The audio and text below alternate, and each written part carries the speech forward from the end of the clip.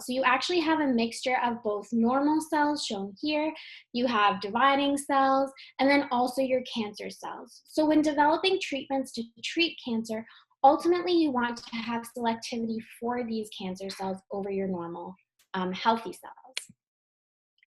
Currently in the clinic, there are three main types of treatments. One is chemotherapy, where chemotherapeutic drugs are used to kill the cancer cells. And then there's also radiation therapy, where high energy X-rays are used to damage DNA within the cells, ultimately causing cell death. And then lastly, there's surgery, where doctors will actually remove the tumor tissue altogether.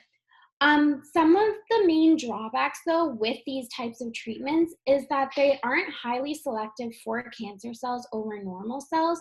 So for example, in chemotherapy, then these drugs will target both types of cells. And then also then for radiation therapy, then patients oftentimes develop a secondary cancer years later just from exposure to X-rays. And then lastly, in surgery, there are often times where some of these cancer cells will break off of the tumor. And so then once again, you can have the formation of secondary cancers. And so an alternative treatment modality for cancer, which is what we work on in our lab, is called photodynamic therapy. It's also abbreviated PDT, and it requires three main components: a small molecule chromophore called a photosensitizer, wavelength-specific light that can be absorbed by the photosensitizer, and then molecular oxygen. And the combination of these three can produce something called reactive oxygen species, which short form is ROS, and these can ultimately cause cancer cell death. This diagram looks a little bit complicated, but essentially I just wanted to show you what's actually happening to the photosensitizer and how these ROS are being produced during photodynamic therapy. And so initially you have your photosensitizer, which is typically a small molecule compound that's in its ground state. And then upon irradiation with light, so wavelength specific light, it can be excited into the singlet excited state where multiple pathways can happen for it to relax back down to its ground state. However, for ROS to be produced, this photosensitizer must undergo intersystem crossing, which is essentially a spin flip of one of the electrons into this more stable and slightly lower in energy excited triplet state. And then from here, two types of photosensitization reactions can occur. In type 1, the photosensitizer can transfer an electron to nearby oxygen-containing species to produce high-energy radicals, such as hydroxy radicals. Or alternatively, in type 2, the photosensitizer can transfer its energy to molecular oxygen, forming this excited singlet oxygen species shown here. The accumulation of these ROS can cause damage to nearby biomolecules such as lipids, proteins, and DNA. And then ultimately damage to these biomolecules can cause cell death through either apoptosis, which is controlled cell death, or necrosis, which is uncontrolled cell death. Both types of ROS are able to cause cell damage. However, singlet oxygen is a little bit more beneficial in the sense that the photosensitizer doesn't actually get used up in producing it because it can continuously be excited by light, and so you can continuously get this energy transfer. And so some main advantages of PDT over these conventional treatments is that it uses low energy visible light. So the light being used is just white light. So that's like the colors of the rainbow. And so compared to X-rays or UV, then it's not damaging to your cells. It's also minimally invasive. So in terms of how this treatment is done clinically, the photosensitizer is administered to the patient, and then the light is oftentimes now delivered through a fiber optic tube. And so you can get directed localization of this light. And the main advantage is that it can be active on cancers that can't be treated effectively with chemo or radiation therapy, since development of resistance to reactive oxygen species does not often happen. However, there are some main limitations with PDT. One is that it can't be used to treat metastatic cancers due to the requirement of light irradiation. And then the main one is that photosensitizers lack selectivity for cancer cells over healthy cells.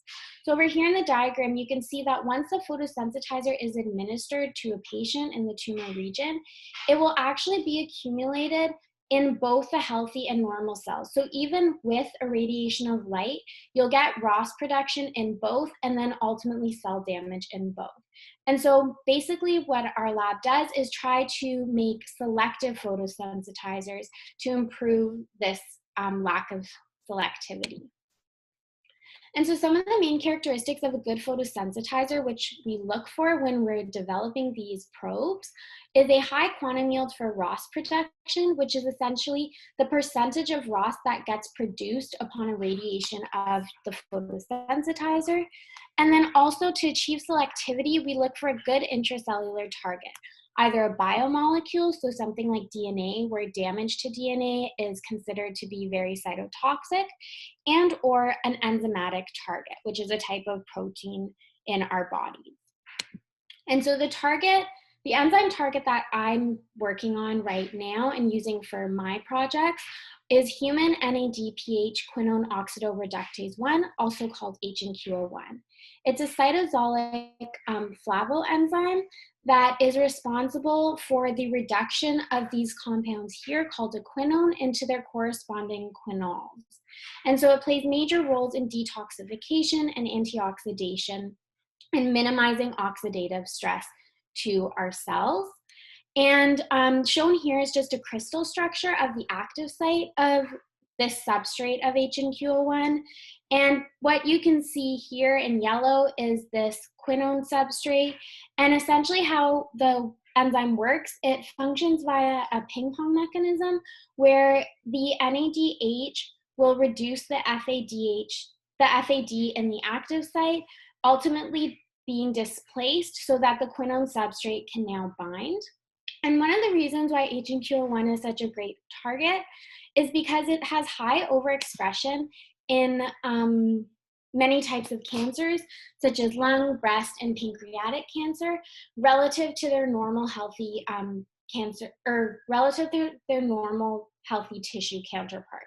So for example, in lung cancer, then HNQO1 has been shown to be overexpressed up to 100 times greater than that in normal tissues. And so having an activatable photosensitizer that only produces ROS in the presence of HNQO1, you can achieve this kind of selectivity. And so the main design of this activatable photosensitizer is shown here at the top. It's composed of the photosensitizer phenylenone, which I'll refer to as PN for now on, and it's linked via this amide bond to a quinone substrate of HNQO1. And in this form of the probe, it's in a quenched state called PET quenching, where essentially it shouldn't be able to produce as much reactive oxygen upon excitation with light. This is just an energy diagram demonstrating that when you irradiate this probe 1 with wavelength specific light, so in this case it's 415 nanometer light that we're using, you get excitation of one of its electrons into that singlet state. But because the energy levels of the quinone is so close, you end up getting electron donation, so that electron can't go on to facilitate the production of ROS. However, in the presence of HNQO1, you end up getting release of this dihydrocoumarin moiety, and then ultimately release of PN, which is now in an on state. So now upon irradiation, we don't have this, and then the electron can go on to facilitate the production of ROS. In a little bit more detail, how this mechanism works is that HNQO1 will reduce this quinone to a quinol. So these ketones become now alcohols, hydroxyl groups, and then you get nucleophilic attack of this carbonyl carbon. And then once you get a proton transfer, you end up getting this intramolecular cyclization, liberating dihydrocoumarin, and then ultimately PN. And we rationalized that this is the mechanism based on previous sensors and prodrugs that have been developed for HNQ01 and are selectively activated via this similar cyclization mechanism. So the first thing we wanted to know was to compare the photophysical properties of 1 and PN. And so by this I mean the ability to produce singlet oxygen in the form of 1 or compared to the free photosensitizer. And then we also wanted to have a way to monitor this enzymatic activation. And what we used is the fluorescence of PN. And so to start, we'll look at the fluorescence. And so basically upon excitation of 1, then you have a lower fluorescence intensity compared to the same concentration of PN. And so this is what we call being quenched. And so since we know that when PN gets released, we see an increase in fluorescence, we can use this to monitor enzymatic activation. And then the other thing is that because it's a photosensitizer, we want it to not be able to produce singlet oxygen when it's in that linked form to the quinone. And so to do this, we used a singlet oxygen sensor. This is an anthracene-based sensor, where in the presence of singlet oxygen, you end up getting formation of this endoperoxide here, and the absorbance spectra of this ABDA sensor will decrease. And so we can monitor singlet oxygen production by looking at a decrease in the absorbance of ABDA. And so what we have here is the absorbance of ABDA at 400 nanometers, and then this on the x-axis is a radiation time. And so what we expected is that if PN was quenched in the form of 1, we would have a less steep slope, which is exactly what we see here in the pink, compared to free PN. And then we're able to convert this into quantum yield.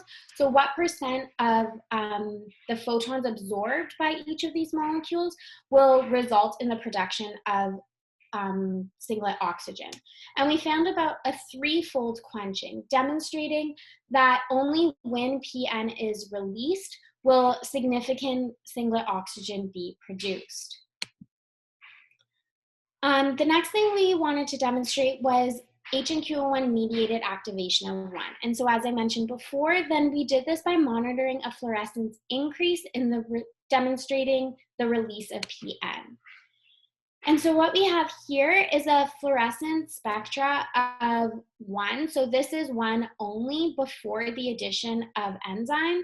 And then once we added an HNQ01, we saw an increase in the fluorescence intensity as time progressed. And so this is an initial and final spectra.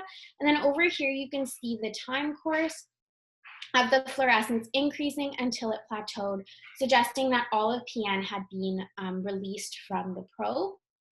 And then to determine whether this release of PN was actually due to activity of the enzyme, we pre-incubated the enzyme with this inhibitor called dicumarol, which is specific for HNQ01. And so what we expected is that if the active site of HNQ01 is occupied by dicumarol, then it wouldn't be able to reduce our probe's quinone substrate, and so PN would not be released. And this relatively flat line here in green demonstrates that only in the presence of HNQ01 when it's in its active form and not bound by an inhibitor will it be released. So all of those previous results were demonstrated in solution, so just using a cuvette and then adding in purified enzyme and probe. But ultimately, we want our activatable photosensitizers to be able to use in cells. And so first, to demonstrate HNQ01 mediated activation in cellulo, we selected 2 different cell lines using, and so to compare expression levels in cell lines, we typically use something called a Western blot, which some of you might have learned about in school already. But in brief, basically you can take cells and you can extract the proteins out of them and then run each of these cell lysates, which is what they're called, and you'll on a gel, and you'll end up getting separation of each protein based on its molecular weight. And so HNQ01 has a particular, is 37 kilodaltons. And so by seeing a band at 37, we know that that is HNQ01, and the intensity of that band is representative of how much is in that particular cell line. And so then the last steps is just transferring the proteins onto a membrane, and then you can use a stain which will selectively label your specific protein with an antibody, typically is used.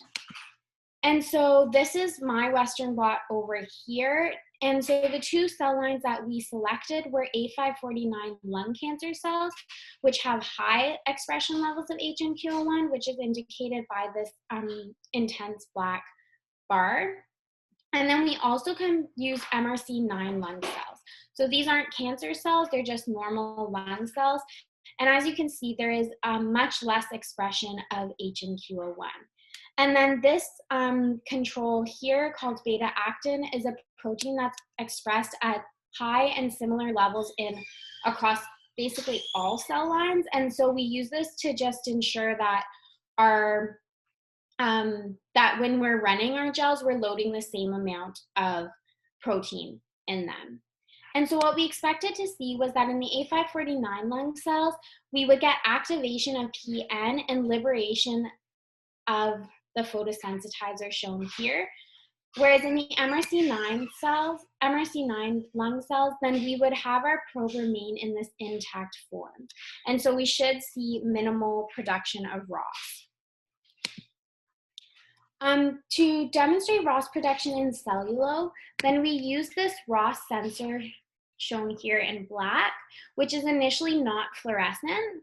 And so it gets deacetylated, so removal of these acetyl groups by intracellular esterases, which essentially cleave this ester bond. And then in the presence of ROS, then it gets oxidized into this product here, which will now emit green fluorescence.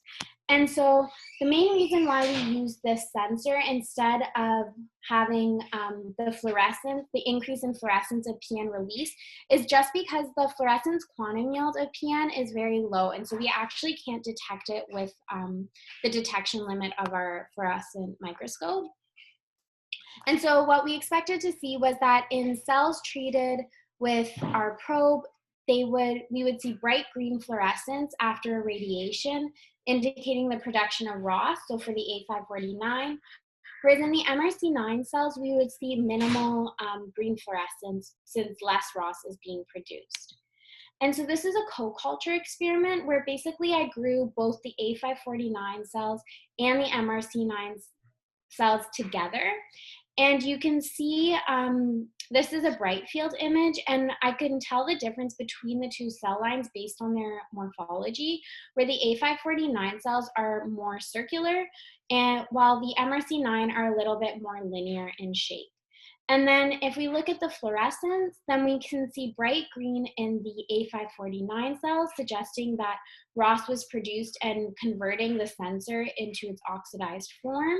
Whereas in the MRC9 cells, we see much lower green fluorescence, which is what was expected because PN is in this quenched state. And then ultimately, we want to know whether the ROS being produced is able to cause cancer cell death, so have a photocytotoxic response in cells. And so to do this experiment, we used 450 nanometer PDT, where this is just the wavelength of the LED that we use to irradiate the cells. And I did this in A549 cells, A549 cells with the inhibitor dicumarol. So this is a control to demonstrate that you need HNQ01 to get ROS production and cytotoxicity, and then also in the MRC9 lung cells. And so under light conditions, this is a cell viability trace where IC50 is the concentration where 50% of the cells are dead, or are either dead or are alive. And so on our x-axis, we have the concentration of probe, and then on the y, we have the percent cell viability. And so what we see is a dose-dependent photocytotoxic response, shown here in pink, with an IC50 of about 2.3 micromolar for cells incubated with probe and in the A549 lung cells. And this is expected since we knew that our probe was being activated, and so upon irradiation, we would get ROS production. And then what was also good is that in the presence of these cells incubated with dicumarol, we saw a shift to a less potent IC50. So it required 11.2 micromolars to achieve the same level of cell death. And then interestingly, we saw a very high selectivity for minimal cell death in the MRC9 cells with an IC50 greater than 32 micromolar, which was the highest concentration that I tested. And so this is demonstrating good selectivity for cancer cells overexpressing HNQ01 relative to their healthy cell counterpart. And then one of the other things that's very important for these types of probes is that they don't have any dark toxicities, meaning that incubation of these cell lines overnight with the probe without the addition of light doesn't show any cell death, because ultimately we want these cells to die only upon irradiation so that it's due to ROS solely. And what we found is that there is an IC50 greater than 32 micromolar for all 3 cell lines, suggesting that this probe isn't toxic in the dark. And one of the main things when you're working in a lab and conducting research is that you always want to have good controls to demonstrate what you're actually observing and the results you're getting is in fact due to what you're saying it's due to. So in this case, I want to be sure that the release of PN was due to action of HNQ01 and that the cell death was due to the production of ROS. And so I did these experiments with 2 different controls.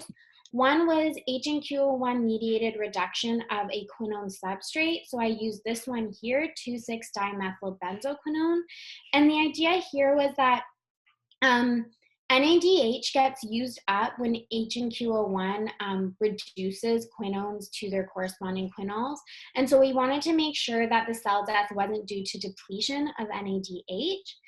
And then also, I did some tests with a probe that I synthesized shown here, where upon HNQ01 activity, you end up releasing benzylamine, which is not a photosensitizer. It's just another type of small molecule compound. And so in this case, even upon irradiation, we shouldn't get production of ROS since this isn't a photosensitizer. With both of these results not showing any type of cell death. And so in summary, then we designed the first small molecule activatable photosensitizer exploiting HNQ01 overexpression, and we demonstrated it to have a dose-dependent photocytotoxic response in lung cancer cells. And so just shown here, this is just like a brief diagram of what all of this work together proves, is that in these healthy cells, when the probe is in this, when PN is in this quenched form, upon irradiation, you will not get production of singlet oxygen, and so the cells will continue to live. But in cells with HNQ01, you get release of PN, and then upon irradiation, you get production of singlet oxygen, and then ultimately cell death. However, there are some main limitations of this probe. There are 2 main ones. One is that the radiation wavelength of light is not useful for in vivo PDT application.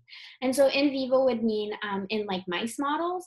And ultimately you want to have a photosensitizer that absorbs a longer wavelength of light, ideally in the red region, just because the tissue penetration depth of light at shorter wavelength is not very long. So I think for 450 nanometers, it's only about like a couple millimeters that it will actually end up, I think 2 or 3, be able to penetrate. So it's not useful for deep tissue types of tumors.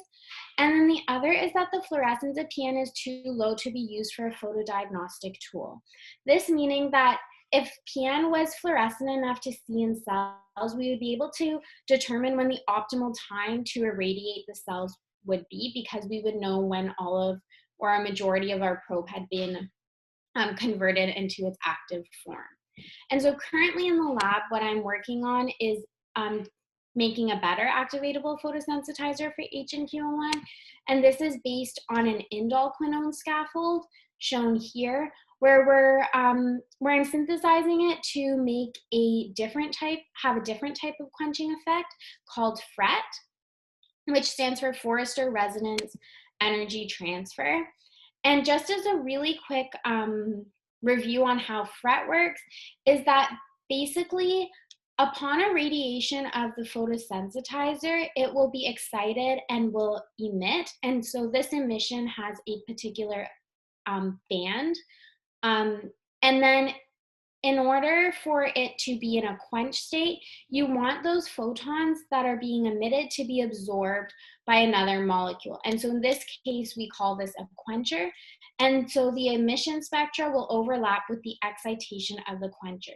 So now when these are in close enough proximity, you'll be able to minimize the production of reactive oxygen species. But when the quencher is released, the photosensitizer will now be in an on state and be able to facilitate the production of reactive oxygen. And so the mechanism of how we're hoping that this will work once I actually make it in the lab is that in the presence of HNQ01, you get reduction of the indolquinone to its corresponding indolquinol. And then this nitrogen here is highly electron rich, and you end up getting electron pushing to ultimately release the quenching group. And so now the photosensitizer will be in an on state. And what's really cool about this photosensitizer with the indolquinone is that the indolquinone has been shown in literature to actually covalently bind to the active site of HNQ01. And so the idea here is that by being bound to HNQ01, then the cells will be able to retain the photosensitizer for a longer period of time. And so we should be able to have a better photocytotoxic response in the cells using lower concentrations. And so with that, I would like to thank my supervisor, Andrew Bahari, thank everyone in my lab, our funding sources, and for all of you for giving me the opportunity to speak today and present my work. Thank you.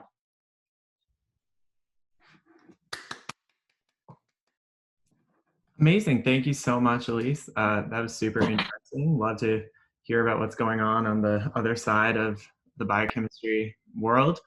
Yeah, it's really interesting. So I invite the audience to type any questions, be it about Elyse's presentation and research, or you know, to an extent that is respectful about her career path, her plans, and how she got to where she is right now in the chat. While you guys are doing that, I'll go ahead and ask the first question. So I think that there's a chance that for some of the audience, like this might be their first time hearing about reactive oxygen species. And I just wanted to ask a little bit more about the kind of the basic science of why they are harmful to cells, what they're doing molecularly, and like why this is, you know, why they're so lethal and why it's a good option for a chemotherapy type of situation. Yeah, so basically reactive oxygen, so in our bodies, we have reactive oxygen species, which help eliminate toxins from our body already.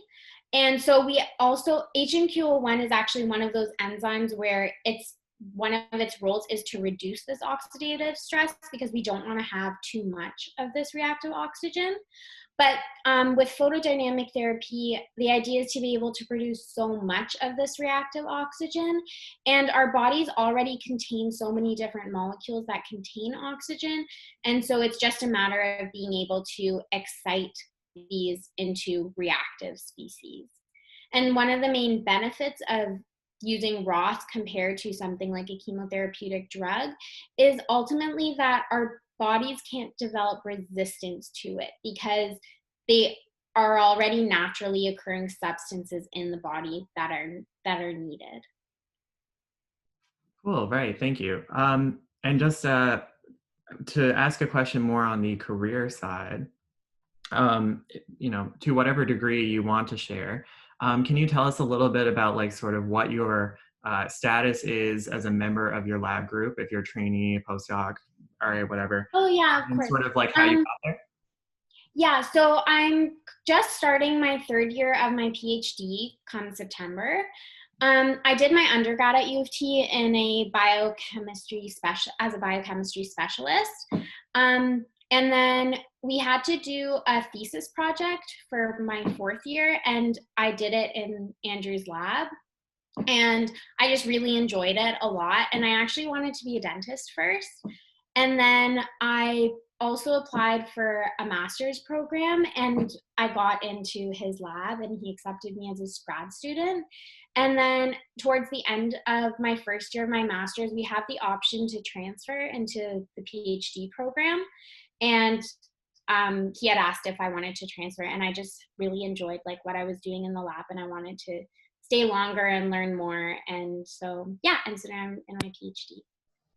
Cool. Can you explain to us just quickly? I see that there are some questions coming in the chat, and I'll get to them. What like transferring means, and sort of like what the difference between, in terms of like career, kind of leaving after a master versus doing that transfer has? Yeah, so basically, you can do direct entry PhD, which means straight from your undergrad, you would apply for your PhD, and you have typically, at least for chemistry, I don't know about other departments, you have 4 years to be part of the funded cohort. So like we get paid for being a grad student in our department. And the difference is master's programs are typically 1 to 2 years in the department.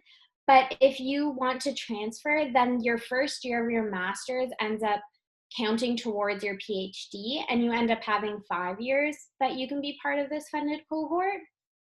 One of the main, I think in terms of jobs, having a PhD is going to be better, more beneficial, just because you do have more experience, you have more knowledge because you've been there so long, and the expectations are a little bit are different because you have certain tests you have to write and like more courses you have to take. Whereas having a master's, you don't have to do as many of those things. But I think it ultimately depends on what you want to do. I kind of don't know what I want to do after I'm done my PhD, so I don't know where it will necessarily lead me, but I think I will have more options having a PhD versus having a master's. Cool, thank you. Okay, I'm going to get to some of the audience questions. Brandon asks, would HNQ01 be useful in targeting benign tumors? Um, I guess in benign tumors, then they aren't cancerous. So technically they won't necessarily have a harm. But in terms of getting rid of the tumor tissue, I don't see why it wouldn't be able to still kill those benign tumor cells, and then you wouldn't have to necessarily have surgery. Cool. And Sabrina asks, amazing talk. I was wondering, how did you decide that research was the right career path for you? I guess you sort of said that you're not 100% sure, but at least how did you Oh, decide that yeah, you wanted to like go this far? I love research. So I never thought I would do research. Even after I did my undergrad like thesis project, I did it over the summertime. So I was there like every day for like 8 hours or like 7 hours or something. And one of the things with research is that you don't have a set schedule, and I've always enjoyed having schedules and like knowing when I'm supposed to do certain things. But once I started working in the lab and being a student, it's just really exciting because every day is something different. You're always, not everything works, and honestly a majority of the time it's not working, but you kind of have like a lot of ups and downs. You're always thinking, you're learning a lot of stuff. So I think yeah, I think just being in that environment made me love it. And so I know in the future I want to do something with research, but where I'm not entirely 100% sure. Cool, nice answer. What are some of your future research or career goals? Um, I know that I don't want to be a professor. So typically, when you do your PhD, then it's either kind of like the academia route, which would be working as a prof, or working in industry. And so I'm pretty sure I want to do industry. Maybe doing research in like a hospital or in like a pharmaceutical or biochem kind of company. A lot of these companies, from what I've been hearing and like learning from just like other people, is that they work similarly to a lab in the sense that you have like a supervisor and then you have a group that you're working with. And so ultimately, I would want to be the supervisor of one of those groups in one of these companies. But I think also too, doing research in a hospital would be really interesting. And like I'm a very big people person, and so I feel like that would be interesting to see how all of these things are actually clinically being done. Right, nice. Daniel asks, thanks for your talk. When can you see this technology being used regularly in hospitals? So right now, then there are clinically approved photosensitizers that are used in for cancer therapeutics.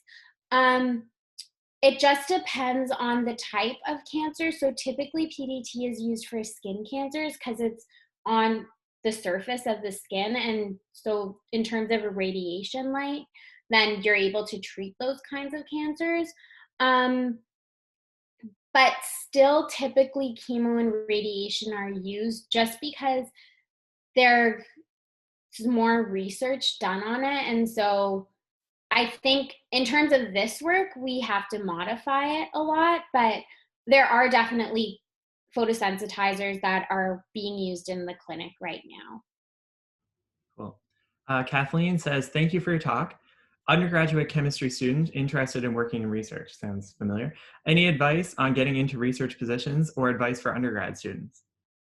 In terms of getting into research positions, I would just so I didn't actually know I had to do this thesis project when I was an undergrad until like the week before or something that I had to pick my courses. But basically, what I did is I just went on the university's website in the department I wanted to go on, and like you can see all of the different profs, what their research is about. You can also like if you know of a certain professor that you have, then going to their office hours or shooting them an email to ask them if they have time to just talk about their research and you can show your interest. I know that they like typically do enjoy having students show interest, and like enthusiasm is always like a great way to get a foot in the door there. And then in terms of undergrad, just being sure that you pick, I guess a lot of times you have courses you have to take, but making sure that the courses that you're taking in the program you're in, you're interested in the material and what you're learning, because ultimately understanding it is a lot better than just memorizing it. Because I feel like I've learned so much more once I started grad school compared to my undergrad, just because I love what I'm learning and like I can see the applications of it. Yeah, I totally agree. I think I would add to that that if you find that you're one of these students who, um, sort of gets tired with the learning in class, it's a totally different way of learning when you're on your feet in the lab with your hands on it. So that's a No, definitely. And also too, then one of the good things with like one of the things I enjoy about the kind of research and like the PhD program I'm in is that it's all thesis based. So basically, you can do course based or thesis based grad school. And so we only have to take as grad students 4 courses. And whereas the course based, you have to take lots of courses. And I've never really quite enjoyed courses too much. And like even in terms of testing, it's different and stuff. So I think if that's kind of how you like to learn, then it's definitely something to pursue. Yeah, for sure. I just want to let everyone know we only have a few minutes left, so get in your questions if you have any more. Brandon says, thank you for asking my question. I have neurofibromatosis, so any less invasive treatment for tumors is definitely interesting. Wow. Sabrina says, what qualities does a student need to be a good researcher? I think being open to learning, definitely, like one of the things that I do on my spare time is just reading like different papers and learning about a lot of techniques that we use in the lab and that I know would be relevant to the field that I'm working in.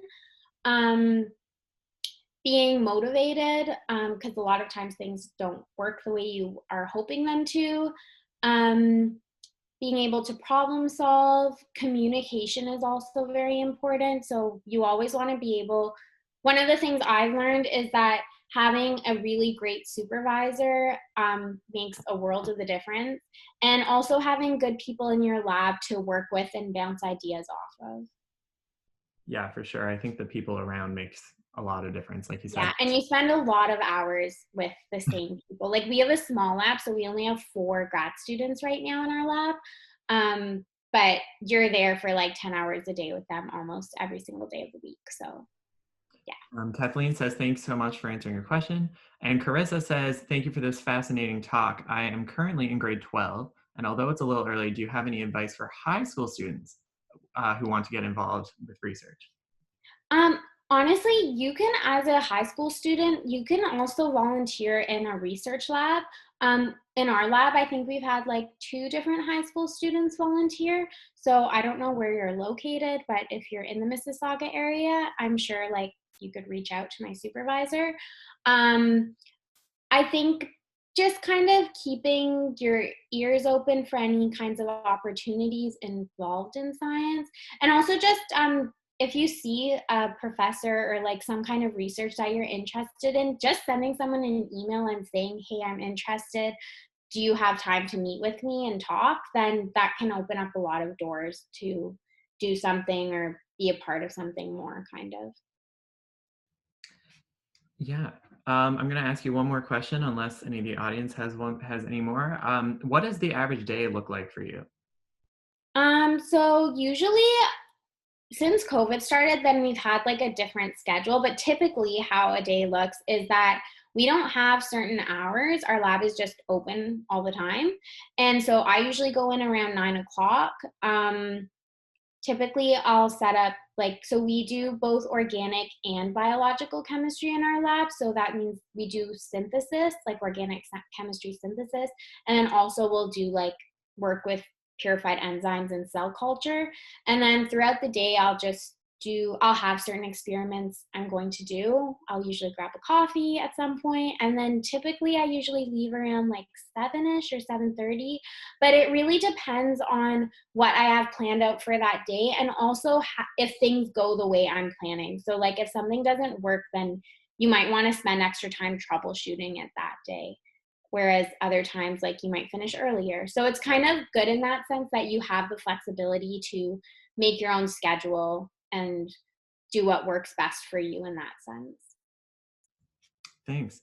So before I let you go, I just want to thank the participants for all these great questions and let them know that we have another talk from U of T coming up from Brian, who's going to be talking about the proteomic atlas of the human glioblastoma. So if you thought that this cancer stuff was interesting, it might be worth sticking around for that. I'm going to post the Zoom link to that talk, which starts in just 13 minutes in the chat. So I hope that most of you will transition over there and meet me there in a few minutes time.